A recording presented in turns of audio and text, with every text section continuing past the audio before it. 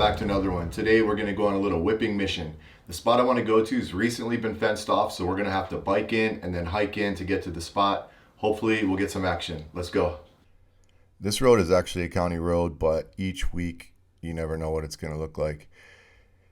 Today it wasn't too bad, but it gets pretty rutted out, muddy, really slippery. It's really hard packed dirt. There's a flipped over car.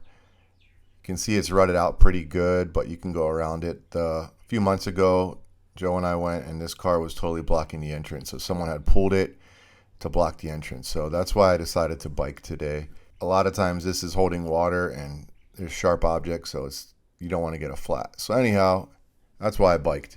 This spot kind of connects to another spot, but recently the land's been acquired, and they just put these pillars up, or these concrete barriers in. So I went around it. Once you go down into the gulch, you kind of got to go back up. So you kind of got to basically walk my bike up this hill. And once I'm at the top, I'm able to kind of get a clear view of what the water is looking like and what the waves and wind is doing. So it was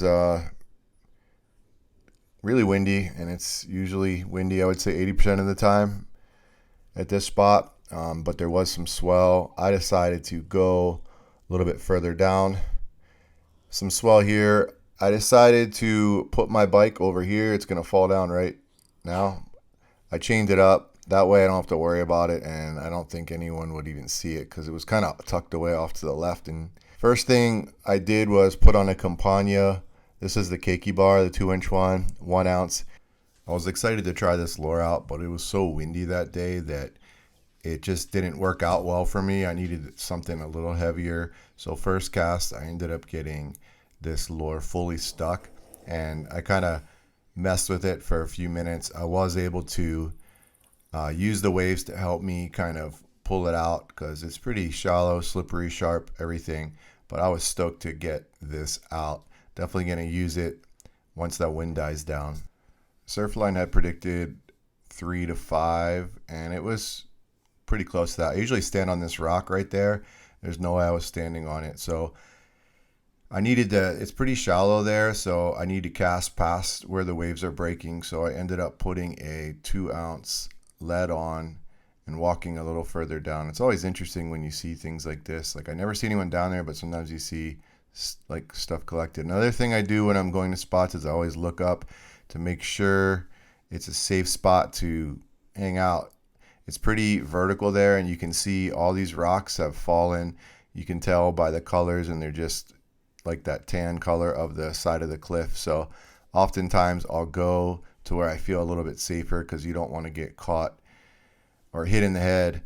This is a little tricky spot to get through at high tide, just because there's some deeper little holes to the right. So I kind of just timed it and went through. And once I got to the other side, I ended up putting on a 2-ounce lead, which is overkill for this fishing pole. But the 2-ounce lead allowed me to cast through the wind a little bit better and get my bait to where I needed to. So I went 2-ounce lead, and I went Campania Crazy Bones. I had my GoPro off, but the first fish of the day was good size po'opa'a or stocky hawkfish on the Campania. I threw him back, fished a little bit longer. I ended up hooking up on this cast. I hooked up with a trumpet fish, which not super ideal to catch just because they're really slimy, and when you try to take the hook out, they kind of spin around in your hand, so you get the slime all over your hands. But action is action. I'm always stoked to catch something. So these guys seem to bite on more of the slow retrieve, I noticed. So a lot of times you'll find schools of them. Anyways, you'll notice when I'm going to take the hook out of this guy, they'll do like a death roll, kind of like a alligator or crocodile. They kind of spin around. Took the hook out, throw him back. My line immediately gets stuck. Not 1, not 2, but 3 opihis. So the opihis are basically like suction to the rock, and oftentimes if your line gets kind of underneath their shell, it'll completely get stuck. So the only way to really get your line off is to kind of pick the opihis off, and they're just really suctioned on there. But I was able to get them off, and luckily it wasn't like at a sketchy spot. So I got the line off the 3 OPs, and my leader looked fine. So I continued on down the road to a new spot. I ended up taking off my raincoat back at the last spot, and of course it started raining, so all good. I found a nice little bay that the swell wasn't hitting as hard and it was a little bit more protected. So once I got into this middle of this bay, I would say my second cast, I ended up hooking up, and I was super stoked because this guy bit kind of right on the inside right here, and I could tell by the head shakes that it felt like an Omilu. My drag was pretty tight, so I just kind of boosted him up. It's pretty shallow and sharp in there, and he didn't feel too big, but I was stoked to see that it was an Omilu. And this one was, I would say, maybe 12 inches. This is a keeper, but on the small side. I ended up, I usually like to do cool release videos, but I wasn't at a very good spot to do that. So I just got a cool video of him. This guy was super blue. Ended up throwing him back. All right, guys, I got to start heading back. I want to be back to my bike at 6 so I can make the bike back before it gets dark. I got to go all the way. That tree. That's where my bike is. So I got to get back there in half an hour. And this is how far away I am. To go down. I ended up trying one more spot and ended up catching another Polpa'a. Always stoked to catch. I think all in all I caught 4 Polpa'as, 4 trumpets, and 1 Omilu. So all in all it was a good day of fishing.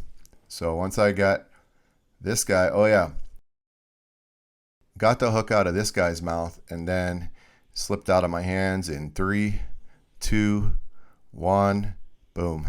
Slips out, gets wedged underneath rocks. So from here, I'm not just going to let the fish go. So I set my pole down and I have to move about 8 good size stones. So the video is going a little crazy, but he was literally like somehow wedged in all these rocks. So I didn't want to just stick my hand in and get bitten. So I moved all of these. Got him, baby. Let's let him go. Oof. It's good. Anytime I leave stuff behind, I try to put it somewhere where I'll remember, because I do hide things from myself from time to time, but this time I put a few things in this black thing. Found this cool skull. Looked like a deer, maybe a goat skull. Got a little bit closer.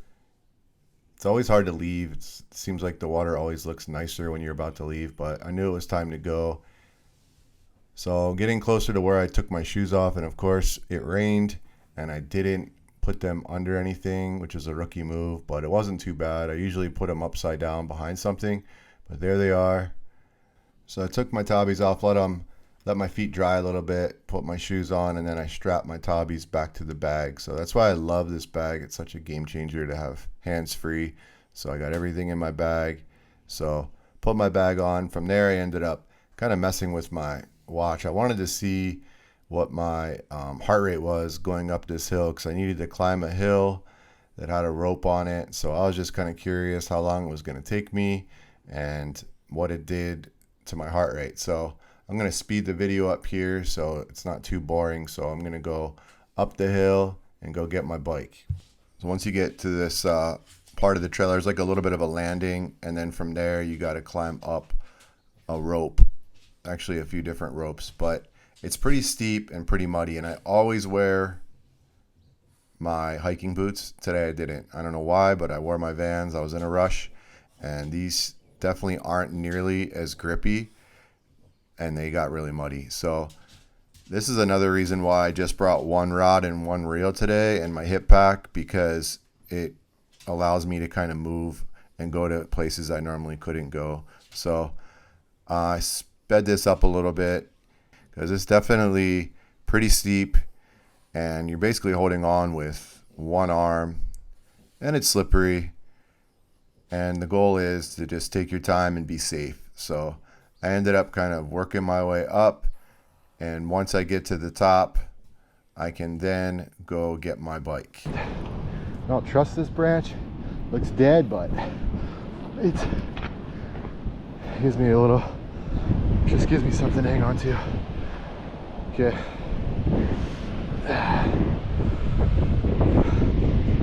Wow, beautiful out here. These pine needles are slippery.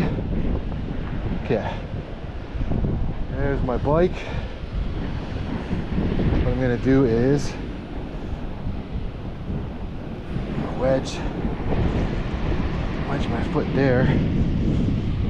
Don't look at my code. Things there. Gotta carry this out. Carbon fiber. Holy shit. Okay.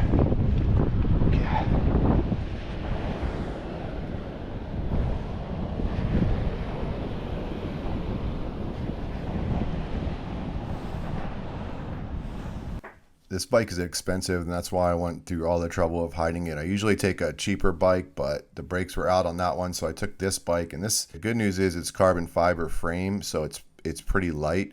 I was using the brakes to help kind of lock me in, then I put it sideways and I used it to help me climb up the hill. I do not think I would be using this spot again to put my bike because it was just way too sketchy. I did have some peace of mind that I really didn't think anybody, number one, would see it. Number two, it'd be a lot of work to go down there and get it. But I decided to just go above and beyond and hide it. And again, because I didn't have my hiking boots, it was extra slippery because wet mud and the pine needles make for really slick ground. But I did end up making it all the way to the top. And once I get to the top, it's pretty much smooth sailing. Took me 9 minutes and almost burned 100 calories. All right, when we get situated at the top, not completely safe yet. Once I got to the top, it was pretty flat for a little while, so it's really a beautiful place. So I ended up enjoying some nice riding. The sun was going down. Luckily, the rain had stopped, and I ended up stopping here. Hopefully stop right there. Geez, cutting it close. Just to take a look, kind of take it all in. It's just such a beautiful spot. So I stopped to put on my headlamp because it was starting to get dark. And then once I started back up, I noticed a herd of black goats, which sometimes you see them. I didn't have my GoPro on, but I got this on my iPhone as I was biking.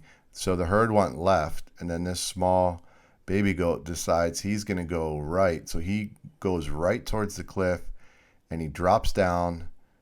I kind of lose sight of him, and it's just so amazing how sure-footed they are. We made it.